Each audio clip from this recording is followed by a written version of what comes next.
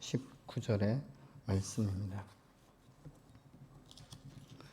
출애굽기 23장 14절로 19절의 말씀을 다 같이 한음성으로 봉독하시겠습니다. 너는 매년 3번 내게 절기를 지킬지니라. 너는 무교병의 절기를 지키라. 내가 네게 명령한 대로 아비보르의 정한 때에 이래 동안 무교병을 먹을지니 이는 그달에 네가 애굽에서 나왔음이라. 빈손으로 내 앞에 나오지 말지니라. 맥주절을 지키라. 이는 네가 수고하여 밭에 뿌린 것의 첫 열매를 거둠이니라. 수장절을 지키라. 이는 네가 수고하여 이룬 것을 연말에 밭에서부터 거두어 저장함이니라. 네 모든 남자는 매년 3번씩 주 여호와께 보일지니라. 너는 내 제물의 피를 유교병과 함께 들이지 말며 내 절기의 제물의 기름을 아침까지 남겨두지 말지니라. 네 토지에서 처음 거둔 열매 가장 좋은 것을 가져다가 너희 하나님 여호와의 전에 드릴지니라. 너는 염소 새끼를 그 어미의 저주로 삼지 말지니라. 아멘. 하나님은 이스라엘 백성들을 이제 출애굽시켜 광야 훈련 후에 약속의 땅으로 들여보내십니다. 그리고 나서 약속의 땅에서 너희들이 이제 그 이방인의 문화나 이 습관을 따르지 말고 새로운 이 문화를 창조해 나가야 된다라고 말씀합니다. 왜 새로운 문화를 창조해야 되냐면 이방 신들에게 섬기는 이 풍년제들인가 이런 것들은 자기도 모르게 습관적으로 그곳에서 보고 듣고 하다 보면 몸에 배어서 무의식 중에 그대로 행동을 하면서 하나님 앞에 예배드리는 이런 그 모습으로 변질될 것에 대해서 하나님 미리 아셨기 때문에 새로운 말씀들을 주시는 것이죠. 그러면서 이 3대 절기를 주신데 이 3대 절기는 이스라엘의 구원과 아주 밀접한 관계가 있는 것들을 우리가 보게 됩니다. 이 말씀은 어떤 말씀이냐면 우리가 예수 믿고 구원받았으면 이제는 과거의 내 삶, 이 습관을 따라서 이 옛사람의 정서를 따르지 말고 세수를 세부대에 담으면서 성령의 충만한 이 임재와 성령의 능력 안에서 너희가 나를 예배할 때 신령과 진정으로 예배하며 세상과 구별된 이 예배법을 가지고 나와야 된다라고 말씀하고 있습니다. 그러면서 하나님께서 말씀하시죠. 오늘 우리가 암송한 대로 13절에 보면 너희는 이방신의 이름을 부르지 말고 또 그들의 이 입에서 이 소리가 나오지 않도록 해라. 이렇게 말씀을 합니다. 왜냐하면 이때 당시에는 이방신의 이름을 아주 자유롭게 부르는 것이 자기를 보호하는 것처럼 그런 문화가 형성이 되어 있었기 때문에 혹시라도 너가 너의 생명을 네가 지키기 위해서 이방신의 이름을 부르지 말라라고 말씀하시죠. 이 말은 무슨 말인가? 너의 생명은 내 손에 달려있고 내가 너에게 은혜를 베풀고 너를 축복하면 내가 그것으로 인해 잘 하나님 앞에 감사하며 살아갈 수 있다는 것을 지금 가르치고 있는 것이죠. 여러분, 그래서 우리가 이 예수 믿고 구원받은 사람은 이젠 옛 정서를 따라 사는 것이 아니라 새로운 성품, 새로운 시대를 우리가 기약하면서 소망을 따라 살아가는 이 결단과 선택이 저와 여러분에게 있어야 될 줄로 믿습니다. 그러면서 그 기억을 할 때 무엇을 할 수 있느냐? 하나님 앞에 먼저 감사하는 것이죠. 여러분, 감사는 우리가 감사할 제목, 어떤 조건이 풍족하게 채워지기 때문에 감사하는 것이 아니라 오늘 본문을 통해서도 이스라엘 백성에게 말씀하시기를 내가 너에게 구원을 베풀었는데 그 은혜를 네가 기억하며 감사하라 이렇게 말씀합니다. 오늘 새롭게 준 이 3번의 절기는 14절의 말씀과 같이 너는 매년 3번 내게 절기를 지킬지니라 이렇게 말씀하고 있죠. 하나님이 주신 이스라엘 주신 3대 절기는 바로 15절에 너는 무교병의 절기를 지키라. 내가 네게 명한 대로 아비볼의 정한 때에 이래 동안 무교병을 먹으니 이는 그 땅에 그달에 내가 애굽에서 나왔음이라. 빈손으로 내 앞에 나오지 말지니라 이렇게 말씀하고 있습니다. 우리가 이 무교절이라는 것은 우리가 얘기한 대로 이제 이 출애굽을 이야기하고 있는 것이죠. 하나님께서 출애굽할 때 이스라엘 백성들에게 이제 장자가 이 애굽의 장자들이 사람과 짐승의 모든 첫 새끼가 다 죽게 될 것인데 너희는 양을 잡아서 이 좌우의 문설주와 인방에 바르라. 그러면 그 피를 보고 내가 죽음의 신이 넘어가리라. 이렇게 말씀하고 있지 않습니까? 이 말씀은 신약시대에도 돌아와서 어떤 말씀이냐면 우리의 죄를 담당하시기 위해서 예수 그리스도가 십자가에 죽으시고 그 피와 물을 쏟으심으로 그 보혈로 우리가 정결케 되는 것처럼 하나님께서 이스라엘 백성들에게 말씀하시죠. 출애굽이 있을 것인데 너가 이렇게 지켜라. 그러면 내가 너의 믿음의 표현을 보고 내가 넘어가리라 라고 말씀하신 것을 순종하고 안 하는 것은 본인의 믿음과 선택인 것을 우리가 알 수 있지 않습니까? 그래서 이 첫날에 이 양을 잡아서 이제는 그 무교병과 함께 일주일 동안 먹으면서 어떤 것을 하고 있냐면 자기 집안에 있는 누룩, 다시 말하면 우리 내면 가운데 있는 이 죄악들을 정연하게 드러내면서 하나님 앞에 토설을 하고 회개하고 정결케 되는 것을 의미하고 있는 것이죠. 내가 예수 믿고 구원받은 그 은혜가 얼마나 감사한지, 그래서 1년에 한 번씩 이 무교절이 올 때마다 나를 다시 한번 재점검하고 내 믿음의 역사와 내가 하나님 앞에 어떻게 순종하고 있는지, 어떤 삶을 살아가고 있는지, 세상과 타협한 것은 없는지, 내가 세상의 것들을 더 즐겨하는 것은 없는지, 이런 것들을 십자가 앞에 토설하면서 정결케 되어야 된다고 말씀을 하고 있습니다. 두 번째는 이 16절에 맥추절과 수장절을 주셨는데, 맥추절은 하나님께서 이스라엘 백성들을 출애굽시키고 광야 40년 훈련을 마치게 하신 후에 약속의 땅에 들어가게 하십니다. 그리고 나서 그곳에서 이제 씨를 뿌리고 농사를 짓게 하시고 첫 번째로 얻어지는 이 수확에 대한 기쁨, 이 즐거움에 대해서 지금 말씀하고 있죠. 사실은 이 애굽에서 첫 농사를 지을 때 아마 본인들이 생각한 것만큼 차고 넘치는 그런 역사는 없었을 것이에요. 그럼에도 불구하고 하나님께서 맥추절을 지키라고 말씀한 것은 너가 이제 애굽에서 더 이상 노예로서의 삶, 그래서 새벽부터 일어나서 밤늦게까지 일을 해도 내가 열매를 취할 수 없고 또 열매를 취해도 너의 곳간에 넣을 수 없지만 이제는 이 약속의 땅에 들어와서 너희가 자유인이 되었고, 그리고 너가 자유롭게 씨앗을 선택하고 심고 가꾸는 그 기쁨과 즐거움을 맛봤을 뿐만 아니라 첫 번째로 이 수확한 것에 대한 이 기쁨, 이것에 대해서 감격하는 마음으로 내 앞에 나와서 하나님께서 나를 이곳 가운데 인도하시고 나를 자유케 하시고 이 땅 가운데 농사를 짓게 하시고 거두게 하신 이 은혜를 기억하며 감사하라, 이렇게 지금 말씀하고 있는 거예요. 그래서 이 이스라엘 백성들이 첫 번째 이 보리 수확을 하면서 그들이 느낄 수 있는 것은 무엇이냐면 하나님의 은혜로다.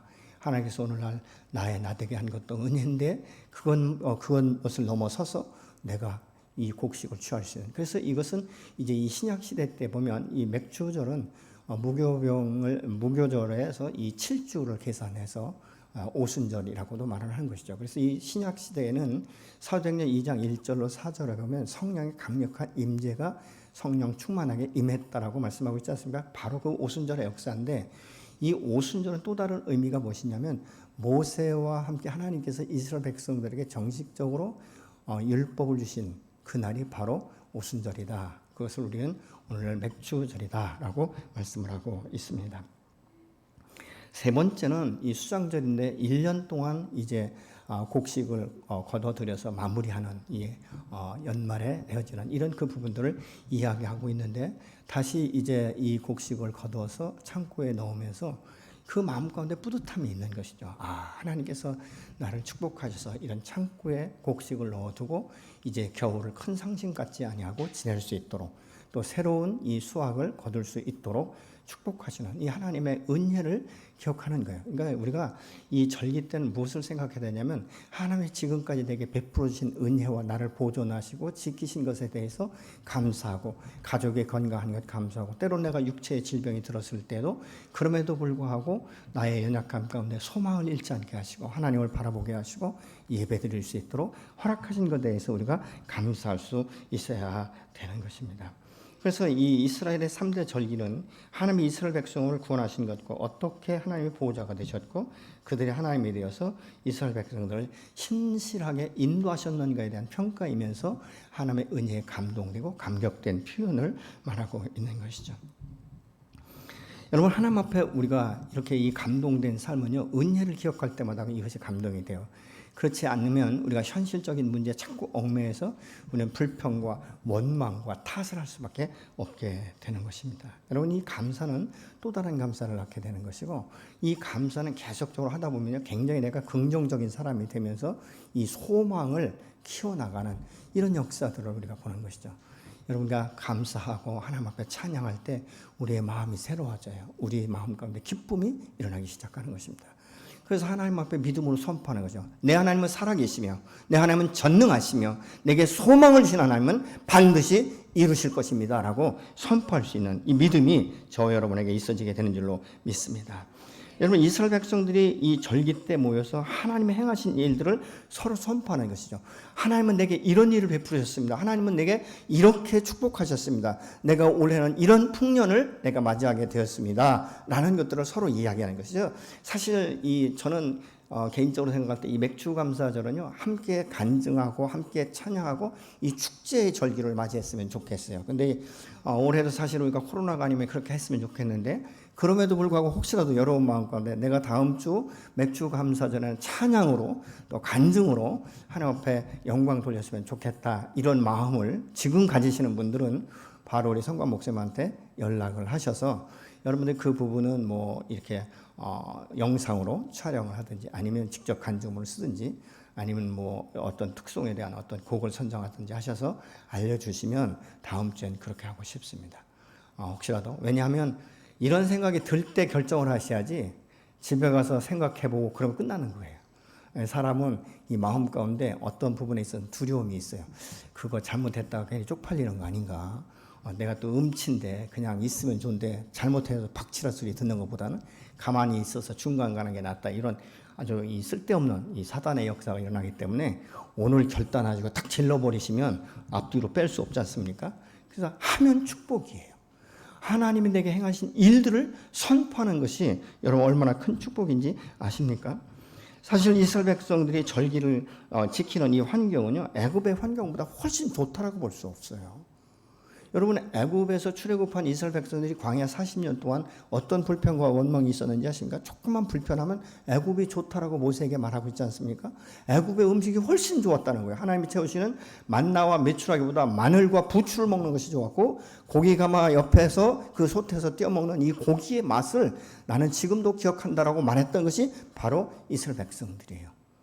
근데 여러분, 아무리 약속의 땅이지만 그곳에 가서 정말 이 농사를 처음부터 이렇게 지어서 수확을 거두기까지 얼마나 많은 수고와 노력과 인내가 있었겠어요. 그럼에도 불구하고 내가 기대한 것만큼 채워지지 않을 때 대부분의 사람들은 실망할 수 있어요. 그렇지만 이스라엘 백성들은 그럼에도 불구하고 하나님께서 나를 자연으로 인치시고 자유롭게 내가 농사를 지어서 수확할 수 있고 내 것이라고 말할 수 있는, 내 곳간에 넣을 수 있는 이 기회를 주신 것이 얼마나 감사한지, 그래서 이스라엘 백성들에게 감사하는 것이죠.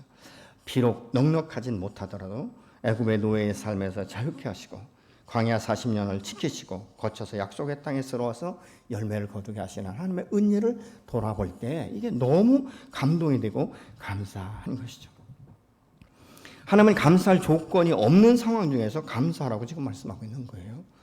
여러분, 하나님은 감사할 조건이 생겼을 때 감사하는 것을 지금 절대 말씀하지 않습니다. 감사는 하나님이 주신 은혜와 지금도 함께 하시면서 내 삶을 지도하시는 이 하나님 앞에 먼저 감사로 표현하는 거예요. 감사는 마음으로 담아두는 것이 아니라 행동으로 나타나는 것이죠. 내 하나님은 나를 사랑하십니다. 나를 인도하십니다. 나는 하나님 참 좋습니다. 이렇게 표현할 때요, 그게 신앙 고백이에요. 대부분의 사람들이 이 마음 가운데 내성적인 사람들은 말하지 않아요. 그래서 남자들도 이러잖아요. 꼭 사랑한다고 표현해야 되냐? 그냥 내가 속으로 사랑하면 되지. 너 그거 못 느껴? 이렇게 말하는데 아니요. 속으로 생각하는 것만 가지고는 안 돼요. 표현할 때 상대방이 알아듣지. 내가 무슨 생각을 하는지 어떻게 알겠어요? 그렇지 않습니까? 수십 년 살아도 그 속에 뭐가 들어있는지 알지를 못하는데 내가 어떻게 당신이 나를 사랑하는지 어떻게 알고 믿냐고요. 안 그렇습니까? 그래서 표현하는 것. 여러분, 아이들도 사랑한다라고 표현하고, 심지어는 이 꽃들도요, 사랑한다라고 표현할 때 얘들이 방긋방긋 웃는 것 같아요. 그렇지 않습니까? 인상 쓰고 내가 너 때문에 귀찮아하고 승질하면 발로 툭툭 차고 그러면 꽃이 아름다울 수 없는 거예요. 왜냐하면 내 마음도 벌써 이 꽃을 볼 때 아름다운 생각보다는 귀찮은 것 존재가 되기 때문에 그런 것 아니겠습니까? 여러분, 이 감사라는 건 마음의 근심과 걱정과 염려를 다 날려보내요. 여러분, 감사하는 사람에게는요, 막 누구 탓하고 염려하고 근심이 안 묶이는 거예요. 이 감사는 계속적으로 축복의 문을 여는 거예요. 아멘. 여러분, 감사는 습관처럼 되어져야 돼요. 그래서 감사를 할 때 아주 인색하게 감사하는 것이 아니라 풍성하도록 우리가 감사를 표현해야 되는 것입니다. 오래전에 두 마을이 있었다고 그래요. 한 마을은 이제 이 감사하는 이 감사촌이 있었고, 다른 마을은 불평과 원망이 많은 불평촌이 있었다고 그래요. 근데 이 불평촌에 사는 사람은 사계절이 다 싫은 거예요. 봄에는 황사가 일어나고, 아침에 일어나면 숨쉬기도 곤란하고 싫고, 여름에는 말이죠. 너무 더운 거예요. 너무 덥고 모기라든가 이런 어떤 것들이 너무 많아서 귀찮고, 가을에는 왜 그렇게 낙엽이 많이 지는지 이 낙엽 쓸고 치우는 것이 너무 귀찮은 거예요. 그래서 불평하고, 겨울에는 왜 그렇게 춥고 눈이 많이 오는지 이게 눈 쌓인 것이 싫은 거예요. 사람의 몸이 막 움츠러드니까 싫은 거예요. 근데 감사촌에 사는 사람은요, 사계절이 다 감사한 거예요. 봄에는 푸른 싹이 일어나고 그 연한 이 연녹색이 너무 아름답고 꽃의 향기가 나타나고, 그리고 씨앗을 파종할 수 있는 이 시기를 주신 것이 감사하고, 여름에는 그 무성한 나무 그늘 아래 쉴 수 있어서 감사하고, 가을에는 이 온 산에 이 단풍이 물들어서 너무 그게 아름다울 뿐만 아니라 아름다운 이 열매를 바라볼 때 이 추수할 것에 대한 기대감 때문에 너무 감사하고, 겨울에는 눈이 왔는데 앙상한 그 나무 가지에 마치 눈꽃처럼 이렇게 눈이 쌓인 것이 너무 감사한 거예요. 그러니까 똑같은 환경, 똑같은 상황 가운데서 감사촌에 사는 사람은 감사하고, 이 불평촌에 사는 사람은 계속적으로 불평만 하더라는 것이죠. 그래서 어느 날 이 불평촌에 사는 사람이 감사촌에 아는 사람이 있어서 갔대요. 가서 이야기를 하는데 보니까 이 집 식구들이 다 매사에 감사한 거예요. 자기가 볼 땐 감사할 꼬라지가 하나도 없는데 감사하는 거예요. 그래서 아침부터 일찍 가가지고 한 오후쯤 되니까 자기도 모르게 감사가 나오기 시작하더래요. 그래서 밤늦게 집에 왔는데, 집에 와서 가족들한테 이렇게 얘기하는 거죠. 에이씨, 감사촌에 갔더니 먹을 건 하나도 없고 맨 감사만 하다 왔네, 이렇게 얘기를 하더라는 거예요. 여러분, 감사는요, 이 불평촌에 살면요, 좋은 일이 있어도 감사하지 못하는 게 호사다 말하고, 혹시라도 내가 너무 좋아하면 다른 어떤 문제가 생길까 봐 감사하지 못한다는 거예요. 여러분, 이런 의심과 염려, 그래 감사를 못하니까 어떻게 해요? 늘 불평과 불만 속에 인생을 살아가게 된다는 것이죠. 근데 감사촌의 사람들은 고생과 시련에도 감사를 했다는 것이죠. 여러분, 이게 똑같은 환경이에요. 우리가 어떻게 할 것인가, 이런 그 부분들을 우리가 볼 수 있죠. 이스라엘 백성들에게 명하신 이 3대 절기 중에 맥추절과 이 추수 감사절, 이 수장절은요, 곡식을 거두는 것과 함께 연관이 되어 있어요. 그래서 하나님께서 주신 은혜의 풍성함을 나타내기 위한 것인데요, 하나님의 은혜의 풍성함은요, 영적으로만 누리는 것이 아니에요. 우리의 성령이 충만하고 우리의 영이 충만해지면 그것이 만족이 아니에요. 왜요? 우리의 삶과 연관이 돼야 됩니다. 여러분, 성령이 충만한다는 건 성령이 나를 다스린다는 거예요. 그러면 내 일생 가운데, 내 오늘 일상의 이 삶 가운데 감사할 수 있어야 되잖아요. 근데 성령은 충만하다고 말하면서 매사에 그 입에서는 불평과 원망과 탓이 나온다면 이건 성령 충만한 게 아니지 않습니까? 성령 충만은 성령이 나를 다스리는 거예요. 그래서 여러분이 사도행전 2장에 이 성령의 임재를 경험하기 전에 베드로와 성령 체험을 한 베드로의 삶은 다르지 않습니까? 우리가 예수 믿지만 더 중요한 것은 성령을 체험하는 이 삶이 저와 여러분 안에 있어져야 될 줄로 믿습니다. 여러분, 주님이 우리에게 이 주시는 것, 이 감사는요, 내 마음의 변화예요. 여러분, 이 감사할 수 없는 사람은요, 내 것이 너무 아깝게 생각되기 때문에 다른 사람에게 흘려보내는 것조차도 너무 힘들어요. 우리가 잘 아는 대로 누가복음 19장 1절 이하에 보면, 여러분 삭개오에 대해서 아시잖아요. 삭개오가 예수님을 만나기 전에는요, 굉장히 인색한 삶을 살았어요. 그 안에 탐심과 그리고 정체성이 물질에 있었던 것 같아요. 그러니까 아주 물질을 모으는 일에 혈안이 된 거예요. 쓸 줄도 모르고. 어떤 데 보면 이 목회자들도 보면요, 보면 너무 이게 인색한 분들이 있어요. 계속 이렇게 하고, 또 제가 아는 주변의 사람들 어떤 분들한테는 그렇게 생각하거든요. 그냥 쓸 줄도 몰라요. 자기 위해서는 옷도 안 사 입고 먹는 것도 충분히 그 정도면 때로는 맛있는 거 사 먹을 수 있는데도 불구하고 제일 값싼 거 식당에 가도 그런 거만 시켜 먹는 거예요. 그래서 제가 어떤 그런 얘기를 했어요. 아니, 그렇게 하지 마시고 좀 먹고 싶을 때 확 먹고, 그리고 좀 자유롭게 때로는 여행도 가고 그러셔야지. 어떻게 그렇게 죽을 돈 살 돈 돈만 모으면 나중에 그 돈 다 당신 한 푼도 쓰지 못하고 죽고 자녀들에게 유산을 남겨줄 때 자녀들이 기뻐하는 것보다 잘못하면 가정에 분란이 일어날 수 있지 않겠느냐. 그랬더니 목사님, 그게 습관이 안 돼서 안 된다는 거예요. 저를 붙여가지고 같이 돌아다니면 제가 돈 쓰는 법을 잘 가르쳐 줄 수 있는데, 혹시라도 여러분 가운데 그런 분 계시면 저를 붙여주세요. 저 따라다니시면. 그렇다고 제가 지금 이야기하는 건 돈을 낭비하지 말라는 거예요. 그 낭비가 아니에요. 사람은요, 자기 자신을 스스로 축복할 수 있어야 되고요, 스스로 자기 자신이 누릴 수도 있어야 다른 사람들이 누리는 거에 대해서 그걸 바라보면 행복할 수 있는데 내가 인색한 사람은 다른 사람이 돈 쓰는 것 자체도 인색하게 생각해요. 아이고 돈도 없는 것이 저렇게 쓰다가 뭐가 먹고 살 수 있나? 이렇게 남의 인생까지 또 터치하는 이런 웃지 못할 일들이 일어난다는 것이죠. 누가복음 19장 1절에 보면 삭개오가 예수를 만난 후에 달라집니다.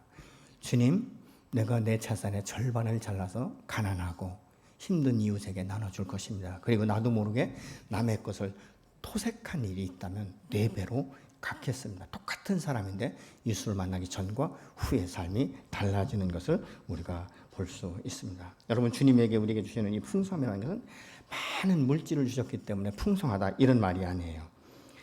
내가 가지고 있는 것을 바르게 사용하는 데서부터는 이 자유, 여기에서부터 풍성함이 온다는 것이죠. 일용할 양식만 가지고도 풍성히 누리는 이 풍성함, 이것을 말하고 있어요. 그러나 많은 사람들이 탐욕과 탐심에 사로잡혀서 많은 것을 가졌음에도 불구하고 여전히 어렵고 궁핍한 삶을 살아가는 것을 봅니다. 예수님은 오늘 또 그런 욕심에서 자유케 되라고 말씀하고 있어요. 또 한편으로는 하나님께서 이 절기를 주신 것은요, 이스라엘 백성들에게 봄 추수와 가을 추수를 마치고 이방인들이 우상에게 풍년제를 드리는 것을 보면서 따라할 가능성이 있다는 것이죠. 그래서 너희가 이것을 가지고 내 앞에 나올 때 이 풍년제를 그렇게 드리지 말고 너희가 거둔 것 중에 첫 번째 열매 중에서 가장 좋은 것을 가지고 내게 나오라고 말씀하고 있어요. 19절에 내 토지에서 처음 거둔 열매 가장 좋은 것을 가져다가 너희 하나님 여호와의 전에 드릴지니라. 너는 염소 새끼를 그 어미의 젖으로 삼지 말라. 이렇게 말씀하고 있어요. 처음 것에 이 첫 것이라는 것이 가장 좋은 것인과 동시에 앞으로 수확할 모든 소산물을 대표하는 것이 되는데, 하나님 지금 거두는 것도 당신의 은혜며 앞으로 거둘 것도 당신의 은혜 가운데 내가 풍성히 거둘 것을 믿습니다라는 이 신앙 고백이에요. 또 뿐만 아니라 염소 새끼를 어미의 젖으로 삼지 말라, 이 의미는요, 염소 새끼를 그 생명의 공급원인 어미의 젖에 삼는다는 것은 이 생명의 존엄성을 경멸하는 행위였기 때문에 주님께서 그것을 하지 말라고 말씀하고 있는 것이죠.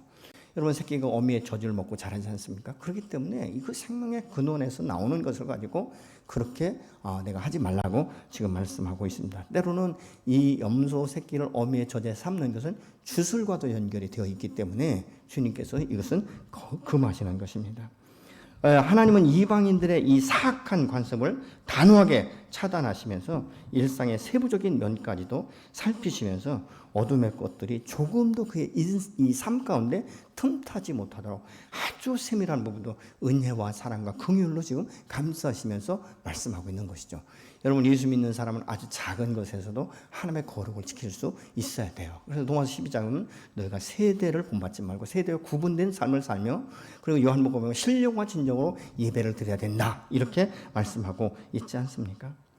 여러분, 하나님은 이 수확의 기쁨을 하나님께 감사하는 마음으로만 표현하지 말라는 거예요. 밖으로 드러내라는 것입니다. 이게 신앙 고백이에요.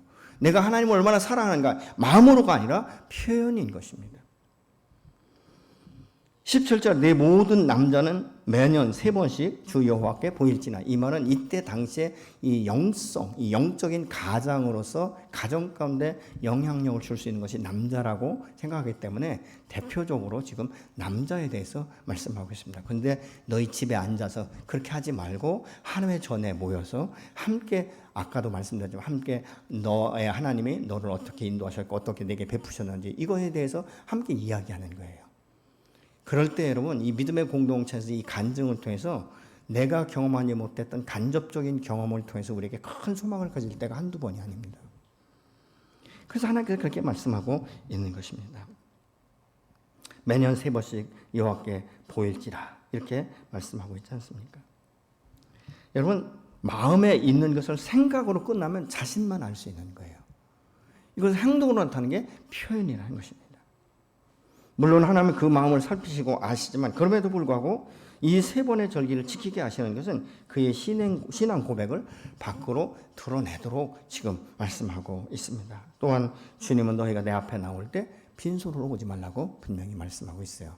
여러분, 사람은요, 어찌든지 그 마음에 있는 것이 밖으로 드러나게 되어 있어요. 내가 물질을 더 사랑하는가, 하나님을 더 사랑하는가, 그거는 표현을 보면 우리가 알 수 있게 되는 것이죠. 여러분, 주님은 너희가 내 앞에 이 나올 때, 이 빈손이라 이 말은 네캄이라는 말인데 공허하게, 헛되이 이런 의미가 갖고 있어요. 이 단어가 처음 쓰인 곳이요, 이 창세기 31장 42절입니다. 야곱의 외삼촌 라반에게 이렇게 말해요. 삼촌, 내가 그동안 당신 앞에서 내가 결혼하기 위해서 14년을 수일같이, 그리고 재산을 하나님의 그 방법대로 내가 당신과 계약한 대로 재산을 형성하기 위해서 내가 6년간 밤낮 없이 얼마나 열심히 일했는지 아시지 않습니까? 그럼에도 불구하고 당신의 속마음은 나를 빈손으로 내보내려고 생각하지 않았습니까? 지금 이렇게 야곱이 라반에게 전곡을 찌르죠. 그게 사실이지 않습니까? 아주 일을 쭉 하라고 시켜놓고 갈 땐 빈손으로. 오늘날 마치 뭐 같은지 아십니까? 외국인들이 와서 열심히 일을 했는데 너 무비자로 들어와 있지? 너 그렇기 때문에 내가 고발하면 너 바로 추방돼. 이래서 돈 안 주는 사람과 다를 바가 없는 거예요. 여러분, 우리 그 마음에 이 탐심을 가진 사람들은요, 그렇게 하고 싶어요. 죽으라고 일 시키고 아무것도 주고 싶지 않은. 예. 그래서 우리가 자신의 이 신앙 고백이 되는데, 물론 이 보리는 사람이 파종하고 사람이 돌보고 사람이 거두어요. 어떻게 생각하면 내가 열심히 일했기 때문에 그 일한 거에 대한 대가라고 우리가 말할 수 있지 않습니까? 그런데 그렇지 않다는 거예요. 씨를 심을 수 있도록 씨앗을 주신 분이 하나님이시고, 그죠? 내가 이것을 돌볼 수 있도록 건강 주신 것 하나님이시고, 거둘 수 있도록 우리에게 이 수확의 기쁨을 맛볼 수 있도록 하신 분이 하나님이시고, 그러기 위해서 하나님께서는 이른 비와 늦은 비를 적당하게 내리시지 않습니까? 여러분, 360일 주리장창 비만 쏟아지면 수확을 거둘 수 있겠습니까? 바람이 있어야 되고 햇볕을 주시지 않습니까? 밤과 낮의 구분이 있어야 곡식이 자라는 거예요. 날마다 낮만 있어 보세요. 그 곡식 자라지 못해요. 이런 그 부분들을 우리가 볼 수 있죠. 내가 아무리 열심히 노력하고 싶어도 내가 힘이 없고 건강에 미치지 못하면 아무것도 돌볼 수 없어요. 여러분, 사람이 너무 이게 육체적으로 병들고 힘들면요, 숟가락 드는 것도 싫잖아요. 그런 것처럼 여러분, 이 모든 것들이 내가 한 것 같지만 그 뒤에는 누가? 여호와 하나님의 손길이 있었고 주님의 도우심이 있었기 때문에 내가 이것에 대해서 감사할 수 있다는 것입니다. 요즘에 코로나로 인해서 많은 분들이 어려움을 겪습니다. 특히 이 소상공인들 같은 경우에는 굉장한 어려움을 겪지 않습니까? 제가 어떤 때는 이 음식이, 제가 먹고 싶은 음식이 있어서 어느 곳에 갔더니 몇 번째 가도 문을 닫아요. 그래서 한 번은 제가 아주 벼르고 낮에 한번 갔어요. 갔더니 문을 열었더라고요. 제가 그 사장한테 물어봤어요. 사장님, 아니 내가 이때도 왔더니 막 계속 문을 닫읍디다. 왜 문 닫습니까? 그랬더니 아니 사장님, 코로나로 인해서 사람들이 오질 않아요. 그래서 낮에만 하고 오후에는 문을 닫습니다. 그래서 어저께도 정말 크게 먹고 싶어서 갔더니 문을 또 닫은 거예요. 그래서 제가 오면서 불평했죠. 아니, 코로나 일때 좀 문을 열어야 나 같은 사람 한 번이라도 와야 이게 팔지. 그랬더니 우리 아내가 그러더라고요. 현상 유지가 안 되니까 닫겠죠. 근데 그 말이 맞죠. 그렇지만 여러분, 어떻게 생각해 보면 그럼에도 불구하고 내가 이것을 붙들 수 있도록 하나님께 내 마음을 주시고 유지시킬 수 있는 것 감사하지 않습니까? 여러분, 소상공인이 이 문을 닫고 폐업을 하지 않고 그래도 지켜낼 수 있는 것, 정말 본전만 두라도 우리가 감사할 수 있는 것 아니겠습니까? 우리가 목회자들을 만나면 어떤 때 그런 이야기를 해요. 코로나 때문에 사실 신방도 제대로 못 한다는 거예요. 그래서 그러면서 하는 얘기가 뭔지 아십니까? 나는 코로나 때문에 사실 하나님 앞에 감사할 일이 있다. 이렇게 얘기해요. 뭐냐 그랬더니 그 시간에 많은 책을 볼 수 있고 성경을 볼 수 있고 성경을 더 깊이 묵상할 수 있고 기도할 수 있다는 거예요. 그래서 이전에는 신방이다, 뭐 설교 준비다, 여러 가지로 이렇게 바쁜 일상 가운데 사실은 기도의 시간을 많이 이렇게 단축을 시키고 그랬었는데 늘 아쉬움이 있었는데 요즘에 이 코로나로 인해서 수개월 동안 하나님 앞에 집중적으로 기도할 수 있는 것이 얼마나 감사한지 모른다. 그래서 성경을 많이 볼 수 있을 뿐만 아니라 깊이 묵상할 수 있어 감사하다. 이런 이야기를 하시더라고요. 사실 저 같은 경우도 이 코로나 바이러스가 발병이 되면서부터 아침 기도 시간을 제가 갖습니다. 새벽은 제가 밤에 2시, 3시에 자기 때문에 새벽에 일어날 자신은 별로 없어요. 그래서 아침 5시 반이나 6시쯤 교회 나와서 아침 기도하고 다시 집에 들어가고 오전이든 오후든 제가 시간이 있을 때마다 이 강단에 와서 계속적으로 기도하고 요즘에는 특별히 이 육체에 연약한 몇 분들을 위해서 집중적으로 지금 기도하고 있습니다. 기도하면서 하나님, 이들이 정말 믿음 안에서 완치될 수 있도록 하나님 축복해달라고, 여러분 그래서 이 기도의 시간을 자꾸 넓혀갈 수밖에 없는 거예요. 그래서 이제 지난번에도 그렇고 저희 아내한테 내가 다음 주부터는 이번 돌아오는 주간부터는 저녁 기도회를 다시 또 시작했으면 좋겠다. 그래서 아침 기도, 저녁 기도 그리고 낮에 앞으로 좀 기도에 더 중점적으로 힘썼으면 좋겠다. 이런 생각을 했어요. 그래서 사실 저녁 기도는 제가 이제 9시 이후나 10시쯤 와서 철야 기도를 생각하고 있거든요. 혹시라도 여러분 철야 기도하고 원하시는 분이 있으면 나오셔서 같이 하셔도 좋습니다. 그러니까 이 목회자들은 나름대로 할 수 있는 최선의 방법은 지금으로선 기도밖에 없다는 것이죠. 그래서 저희 교회 소상공인들을 위해서 계속적으로 기도하고 있고 하나님 그들에게 계속적으로 그 사업의 문을 열으셔서 어떻든 이것에 대해서 문 닫지 않고 지켜나갈 수 있도록 축복할 수 있는 그 기도, 그리고 육체적으로 연약한 이분들의 마음이 연약하지 않도록, 그리고 이번 기회를 통해서 더 집중적으로 기도해서 치료의 역사가 일어날 수 있도록 지금 기도하고 있습니다. 여러분 우리가 하나님 앞에 나가서 자신의 감사함으로 드릴 때 하나님이 얼마나 기뻐하시는지 몰라요. 그게 하나님의 영광을 드러내는 것이고, 여러분 내가 하나님의 마음을 흡족하게 할 때 하나님께서 어떻게 하시겠어요? 내 마음을 보시고 나를 충성되이 보시고 그 안에서 새로운 생명과 선한 역사들이 일어날 수 있도록 축복하시는 줄로 믿습니다. 그리고 이렇게 하나님 앞에 나가 축제 예배를 드리는 것은 영광을 선포하는 것이죠. 내 하나님은 살아계시다라는 것을 열방 가운데 선포하는 것이죠. 내 하나님은 죽은 하나님이 아니라 우상이 아니라 내 하나님은 말씀하시는 하나님이며 능력을 베푸시는 하나님이며 나를 보존하시고 보호하시는 하나님이라는 것을 믿음으로 선포하는 것입니다. 여러분 감사는 하나님의 영광에 돌릴 뿐만 아니라 내 삶을 행복한 삶으로 채워지게 하는 동력이 되기도 하는 거예요. 여러분 불평은 또 다른 불평을 낳습니다. 그래서 이 원망이 생기게 되는데, 원망은 계속적으로 한없는 이 마음 가운데 분노가 일어나기 시작해요. 그래서 이 두려움과 염려가 나중에 원망으로 돌아가면 이 안에 분노가 쌓이기 시작하는데요. 이 분노는요 살인적인 거예요. 근데 여러분 이 분노를 내가 폭발하게 되어 있어요. 근데 폭발하지 않으면 내 마음에 연약한 장기가, 내 몸에 연약한 장기가 병들기 시작하는 거예요. 그게 암으로 나타날 수도 있는 것이고요. 다른 어떤 다른 질병으로 나타날 수가 있게 되는 것이죠. 왜냐하면 더 신경을 쓰고 막 신경질 쪽이고 이러다 보니까 위가 나빠지는 거예요. 소화도 안 되고 밤에 잠도 못 자는 거예요. 왜? 염려와 근심과 걱정 때문에 불면증에 시달리는 사람들이 얼마나 많은지 몰라요. 어떤 때 보면 그거 그냥 내려놓으라고 쉽게 남들은 얘기할 수 있어요. 근데 내가 이거를 내려놓지 못하면요, 이 악한 이것들이요 우리 몸 안에 얼마나 많이 빠르게 침투하는지 모릅니다. 그래서 이 다른 것을 생각할 공간을 주지 않는 거예요. 원망과 염려와 두려움과 탓은요 다른 것이 들어올 수 있는 이 모든 공간을 다 채워버리는 거예요. 그렇기 때문에 여러분 하나님의 말씀도 안 들어오는 거예요. 기도도 안 되는 거예요. 앉으면 원수 갖고 싶고 그게 저주의 기도를 하게 되고 축복의 언어들이 그 안에서 나오질 않는 거예요. 그래서 우리가 하나님 앞에 감사하기 시작하는 것이죠. 감사는요 묶인 실타래를 푸는 하나의 이 키가 되기도 하는 것이에요. 감사는 또 다른 감사를 낳고 매사에 감사가 되면서 많은 것에 대해서 감사하는 이 힘이 생겨서 고난 속에서도 소망을 잃지 않게 만들어요. 그럼 감사는 그래서 이 고난 속에도 소망을 잃지 않고 다른 사람들이 미쳤다고 할지 모르지만 기쁨을 주는 거예요. 왜요? 하나님이 이 고난을 나와 함께 반드시 통과하게 하실 것이기 때문에, 나 홀로 고난 가운데 두지 않으시기 때문에, 하나님의 이스라엘 백성들을 40년간 광야를 훈련시킬 때 한 번도 눈을 떼지 않고 졸지도 주무시지도 아니하시고 그들을 보존하시고 보살피신 줄로 믿습니다. 근데 우리가 이것을 잃어버리니까 하나님조차도 나를 버리는 것 같고 외롭고 고독하고 누구도 나를 도와주지 않는다는 이 원망함 때문에 우리는 하나님에 대한 감사는 없고 불평이 가득 찰 수밖에 없다는 것입니다.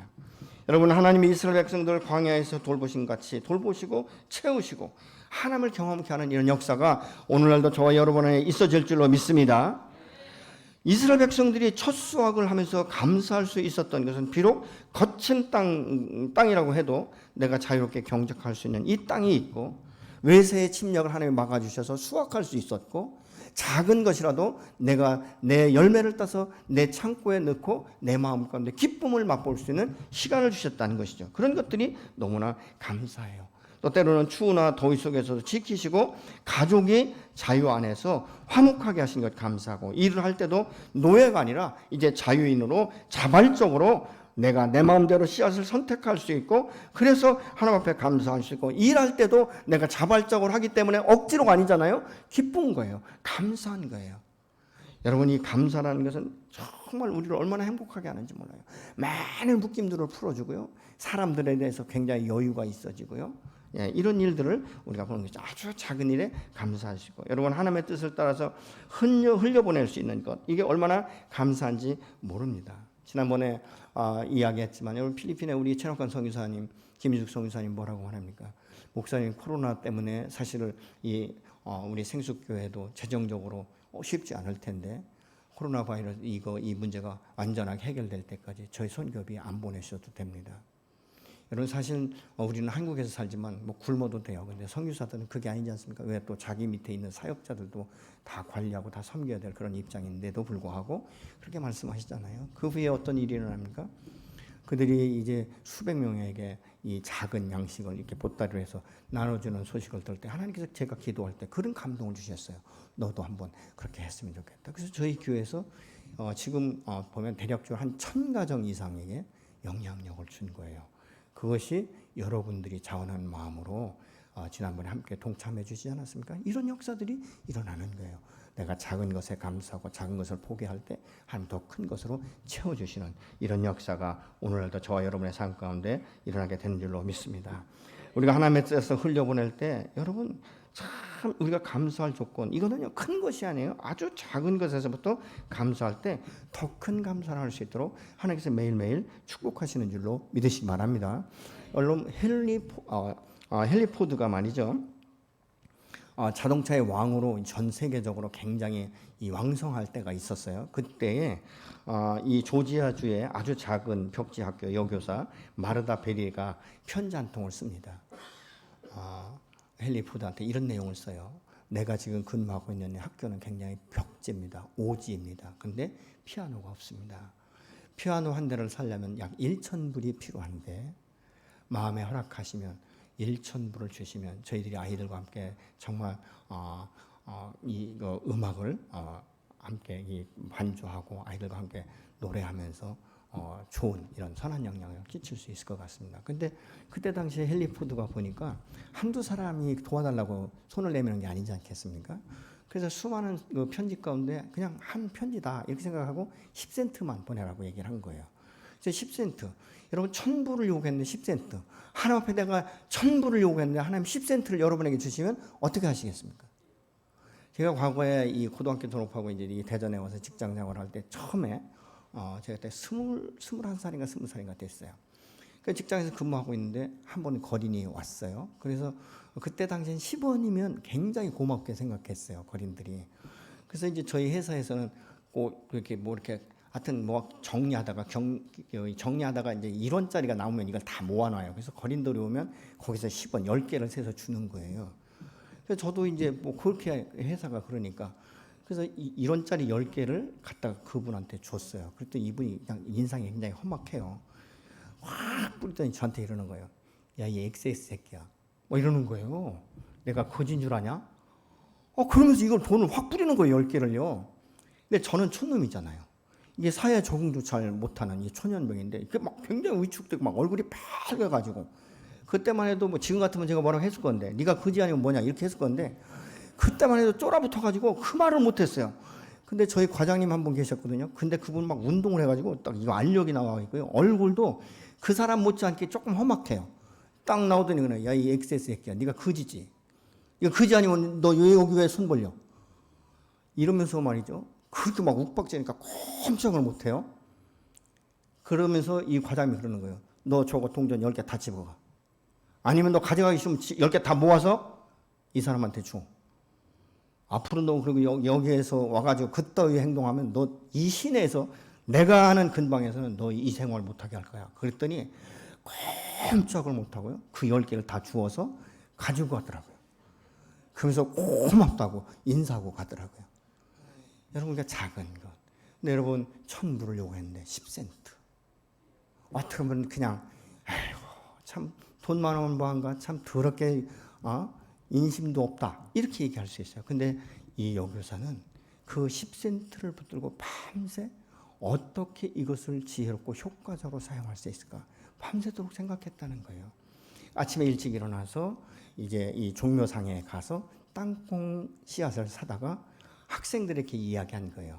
그래서 우리가 이 땅콩을 심어서 잘 기르자. 그래서 땅콩을 심어서 이제 길러가지고 아주 실한 이런 이 좋은 이 땅콩을 잘 이렇게 추려가지고 헨리 포드에게 편지와 함께 보냈어요. 그 편지 내용이 뭔지 아십니까? 우리가 당신에게 1,000불을 요구해서 당신 10센트를 주셨습니다. 그런데 이 10센트를 가지고 내가 무엇을 할까 밤새도록 고민하다가 이 땅콩 종자를 사서 심었는데 이만큼의 수확이 있었는데 이만큼을 당신에게 보냅니다. 10센트를 주셔서 감사합니다. 이런 편지와 함께 보냈어요. 근데 헨리 포드가 이 편지와 함께 땅콩을 열어보는 순간에 마음에 감동이 온 거예요. 그래서 1,000불을 요구했는데 헨리 포드가 1만 불을 보냈다라고 말합니다. 여러분 1,000불에 1,000분의 1인 10센트가 10,000불이면 이 10,000배로 축복하는 거예요. 작은 거지만 함부로 여기지 아니하고 그것을 소중하게 여겨서 그것을 심고 그랬을 때 10,000배의 축복을 받은 것처럼 우리가 하나님 앞에 작은 일에 감사 시작하면 나중에 더 큰 기적을 맛보는 역사가 반드시 일어나게 될 줄로 믿습니다. 어쩌면 하나님은 오늘 또 나의 작은 것을 주시면서 내 마음을 지금 보고 계신지도 몰라요. 사람이 스스로 속고 있는 것 중에 하나가 뭔지 아십니까? 모든 것을 당연한 것으로 여긴다는 것입니다. 그래서 감사할 수 없는 거예요. 내가 받는 사랑도 당연하고 내가 받는 대우도 당연하고 내가 하는 일도 당연하고 내가 지금 건강한 것도 당연하게 여기니까 감사할 수 없는 거예요. 그러나 조금만 우리의 눈을 주변 가운데 돌려보면 내가 지금 당연하게 생각하고 누리는 이 모든 것 중에 누리지 못하는 사람이 얼마나 많은지 몰라요. 내가 지금 생명이 있는 것은 어제 죽은 사람, 아니 오늘 아침에 죽은 사람의 생명을 나는 지금 연장받아 살고 있는 거예요. 얼마나 감사한지 아십니까? 작은 것에 감사한 것. 여러분 그래서 우리가 똑같은 이 상황 가운데 뭐 이 위기다라고 말하는 이때에 내가 무엇을 선택할 것인가? 감사를 선택할 것인가? 불평과 원망을 선택할 것인가? 그리고 여러분 마음에 있는 것들은 겉으로 표현해야 돼요. 사랑도 부모와 자녀 간에도 내가 너를 사랑한다라고 표현할 수 있어야 돼요. 아멘. 부부 간에도 그렇게 해야 돼요. 저놈의 속에 뭐가 들었는지 모르겠다. 여러분 이것은 뭐예요? 그 안에 나를 당신 나를 사랑한다는 걸 내가 못 느낀다는 표현이에요. 우리 문화 가운데 이 유교적인 문화가 있고 또 이 내성적인 사람은 그걸 꼭 내가 말로 해야 되냐? 내 마음 보면 알지 이러는데 마음 안 보여요, 여러분. 혹시 상대방 마음 보셨습니까? 안 보이는 거예요. 근데 우리는 말을 그렇게 해요. 너무 쉽게. 아니에요, 여러분. 표현하는 것입니다. 성년이 되었어도 마찬가지예요. 내가 너를 사랑한다. 그리고 내가 너를 축복한다. 그리고 내가 너를 인정한다. 이 격려하는 말 한마디. 난 네가 있어서 너무 좋다. 너무 감사하다. 이 말이요. 사람의 마음을 바꿉니다. 아멘. 지긋지긋해 죽겠다가 아니라 당신이 나를 정화시키는구나. 그죠? 속을 팍팍 긁어놓잖아요. 저도 사실 팍팍 긁히면 속이 뒤집히죠. 근데 한 걸음 돌아서면 이 사람이 건드릴 때 내가 이렇다면 다른 사람들이 나에게 이렇게 이야기하면 내가 어떤 상태일까 생각해 보는 거예요. 그리고 사실 돌아보면 내 마음 가운데 그런 성품, 그런 기질들이 있을 수 있는 거예요. 지난번에 한번 농담처럼 제가 그랬어요. 참 성질 더러운 나 만나서 우리 마누라 고생하지. 이제 다른 목사님들하고 만나서 얘기할 때 그랬어요. 그랬더니 우리 사모가 뭐라는지 아세요? 내가 성질 더러운 사람 비유 맞추느라 죽겠지 이러더라고요. 근데 그 말이요. 내가 받은 말인데 되돌려서 들으니까 되게 기분 나쁘더라고요. 이게 인거 아니에요. 이게 연약함이에요. 그렇지 않습니까? 내가 나를 인정하는 것. 이것은요. 하나님의 은혜예요. 나를 볼 수 있고 나를 내려놓을 수 있고 포기할 수 있고 하나님의 권위 안에 내가 들어갈 수 있고 순종할 수 있는 것. 얼마나 감사한지. 여러분이 현재 누리고 있는 것이 당연한 것이라고 여기신다면 회개하시기 바랍니다. 내가 현재 누리고 있는 것이 모두가 하나님의 은혜며 감사다. 지금 상대방은 나를 이해할 수 없지만 내가 계속적으로 기도할 때 하나님께서 언젠가 그 마음 가운데 그 심령의 은혜를 주시고 성령이 터치하여 주셔서 그 마음의 문이 열리고 그의 삶이 변화될 것에 대한 기대감이 있기 때문에 우리가 기도하는 것입니다. 아멘. 반드시 변화됩니다. 반드시 이루어지는 것입니다. 그래서 우리가 다음 주에 맥주 감사 주일인데 여러분 내 마음 가운데 먼저 기쁨의 이 시간을 가지고 주님 앞에 나올 때 내가 빈손 오지 말라고 말씀하시지 않습니까? 신앙의 표현입니다. 그건 여러분의 자유예요. 그러나 축복은 또 다른 축복을 낳고 감사는 또 다른 감사를 낳는 것처럼 여러분 감사를 선택하시는 여러분이 되시기를 예수님으로 축복하고 여러분의 가정 가운데 올 한 해 동안 아니 평생 여호와의 선하심을 맛보하며 감사가 끊이지 않는 복된 가정이 되시기를 예수로 축원합니다. 그래서 이 시간 그렇게 기도하고 싶습니다. 하나님 내가 오늘부터 감사하기로 결정합니다. 어떤 상황 가운데 내가 감사할 수 있도록 내 힘과 내 노력과 내 인내로 되지 아니하오니 주님 내게 성령으로 역사하여 주셔서 하나님 감사하는 마음, 긍정적인 마음, 소망을 잃지 않고 하나님 내게 주셨던 꿈과 비전을 붙들고